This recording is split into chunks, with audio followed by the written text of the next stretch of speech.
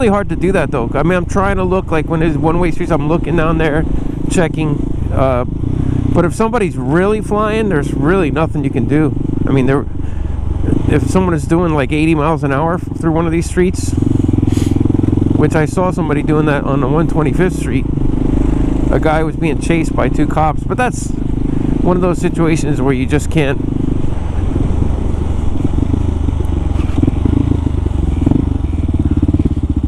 avoid it.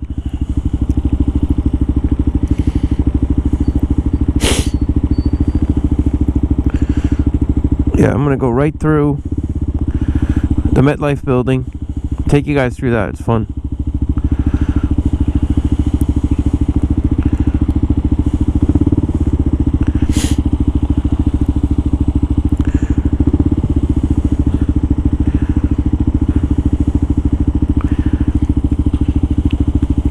I like this mic I put in my helmet, but the only thing I don't like about it is it's so close to my mouth that you can hear me breathing and stuff.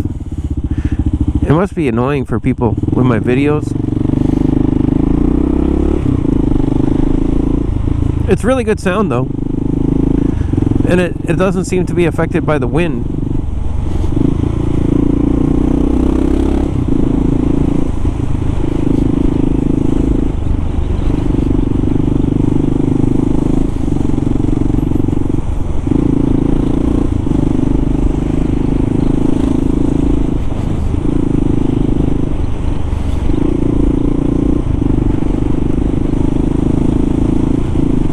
I just put my high beams all over here because people on this road, they can turn in front of you. The left turn kill, as they call it.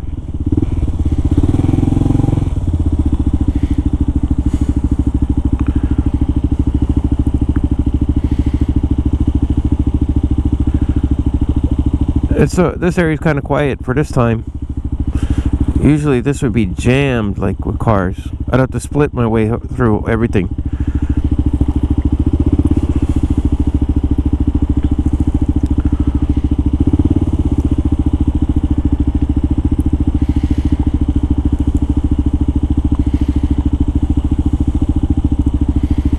I'm idling at like 1500. I think that's good. If any other KLR owners could tell me how that... I just did a bunch of engine work on this bike. Replaced the valve, new head gasket, I replaced everything. New water pump, because I just put so many miles on it. And actually, I got caught one night where the temperature dropped like severely. Like it went down to like 17 degrees from 35, and it actually caused a problem with the bike. Like my clutch was slipping. I don't know what got frozen, but something got frozen and the clutch was slipping. I barely made it home. And then the next day, the next week or so, my water pump was leaking. Everything was leaking. And I was a little bit freaked out, but I didn't know what to do. And then I just said, you know what, I'm gonna have to fix all this stuff. So I replaced the clutch, replaced the water pump seals. I had a valve that was bad too, because the bike was giving me hard start, and that valve looked really bad too when I took the head off. So I fixed all that stuff, and now the bike's running great. I didn't know what to put the idle at, like, I mean, because I was having trouble with the bike before, so it really wasn't idling very well.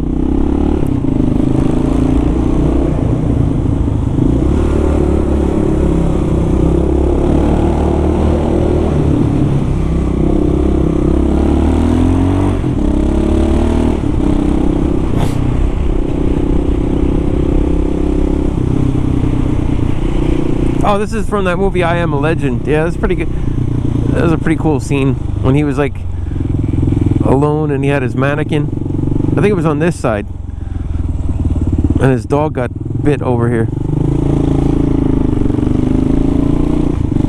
Cool movie with Will Smith. So anyway, I got rid of the handlebar choke mount because that was giving me trouble too. Just little things that would go on a KLR that give you trouble.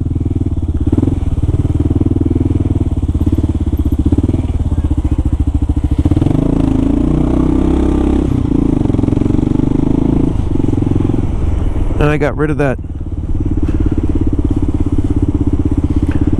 And I went to a choke mount on the carb, and that has given me no issues at all. I was having all kinds of problems with my choke on the handlebar, needing adjustment all the time, and it wasn't working right. It wouldn't hold, it wouldn't choke. When I put the choke on, it would like vibrate loose and go. I'm sure, like, you know, the problem is the adjuster for that. You got to take the gas tank off, which is like a total nightmare, because on the KLR you're gonna have to take off all your shrouds and everything.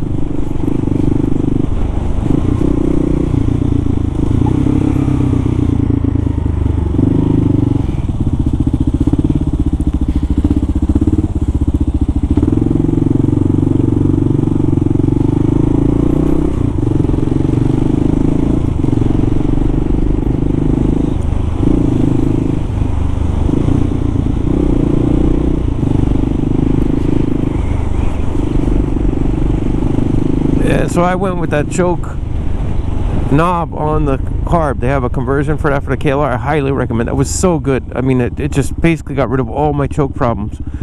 And now the bike's running good. And I put a set of new rubber on it. Tires, you know, Kenda K761s, and brand new heated grips. The heated grips are awesome. It's just so good that I don't even need gloves. And I'm just so lazy when I'm driving. Like if I have a quick thing to do on the east side, and I won't put my gloves on, which I'm a bad habit. Don't do that.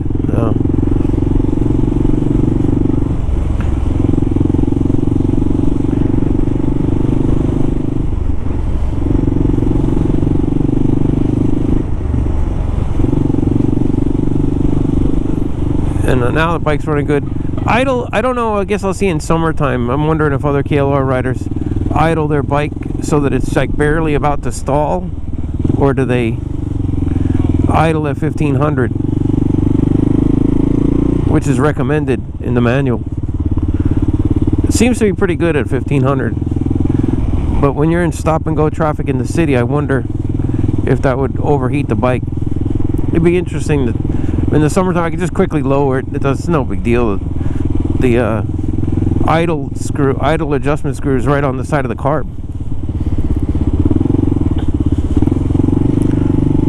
Oh wow, they changed this light. I can't remember if this was a flashing yellow.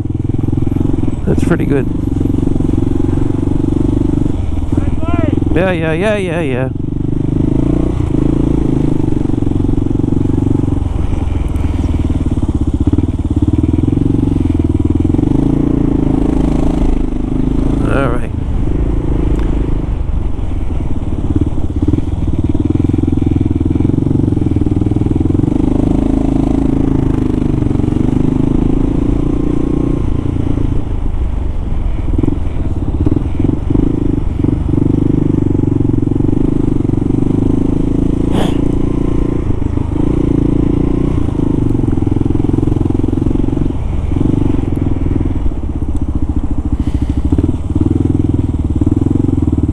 I smell gas around here.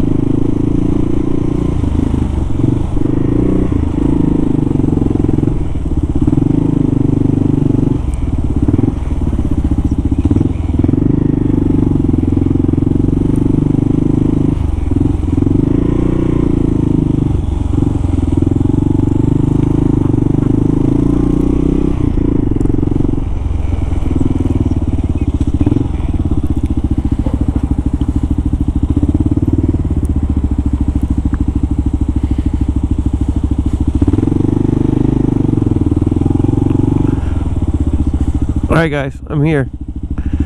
I'm gonna drop it in a spot. See everybody next time.